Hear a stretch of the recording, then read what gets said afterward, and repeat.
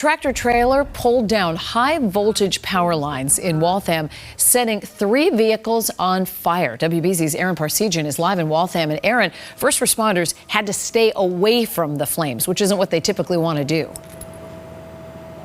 Yeah, Lisa, and that's because it was burning so hot and that line had a lot of energy still in it. So we actually just saw them tow away those 3 cars that were burnt to a crisp just a few minutes ago. But over here under those utility trucks, you can still see on the asphalt some of the debris and burning on the asphalt itself next to these crews up against this grassy hill where that tractor trailer was and snagged onto those power lines. You can still see on the ground there.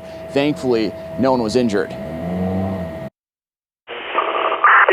We're going to need additional companies. Sky Eye showing a fiery scene in Waltham Friday after a tractor trailer took down low-hanging, high-voltage power lines near Tottenpod Road before noon. I heard an explosion, like almost sounded like a gunfire, like something exploding.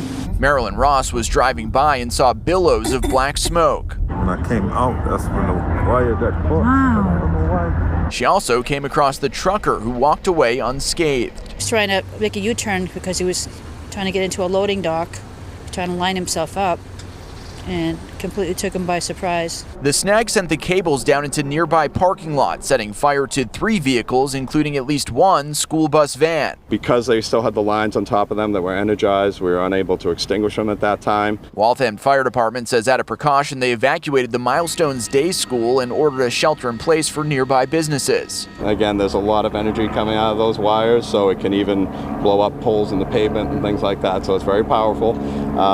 So that's why we treat it with such respect. Eversource says they remotely de-energized the wires and spent hours restoring power to more than 600 customers impacted, as police and fire officials urge the public to stay away from the scene. And again, at this point, we're also still making sure that any other areas around here, if the wires got pulled, and stress that they didn't fall down and start fires in any other places.